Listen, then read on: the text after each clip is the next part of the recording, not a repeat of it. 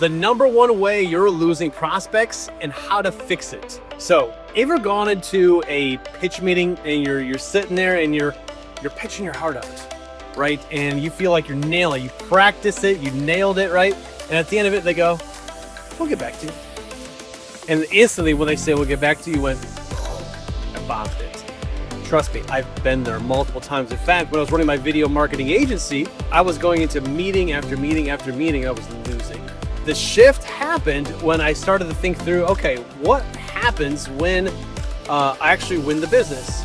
And it boiled down to asking more detailed questions. So when I would go into a pitch meeting and they would say, and I would probably be like maybe the fifth video person that they're interviewing at that time. And they would say, "Well, what's going to cost me to make this video?" I would say, "Well, what are the results you want to achieve with this video? Why am I here?" And I would just use silence.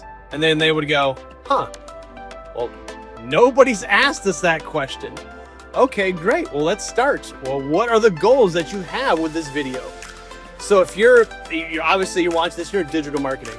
So when you meet with a prospect, don't just try to sell them the marketplace. Sell them the solution at the end, right? It's kind of like going on vacation.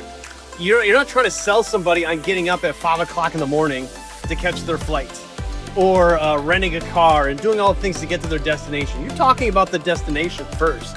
So begin with the end in mind and ask lots of questions. The next thing you don't want to do is try to solve their problem right then and there. That was a big thing for me.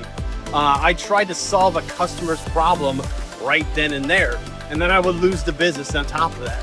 So, short answer, just ask lots of questions. Don't try to solve the problem. Go in there and just ask questions.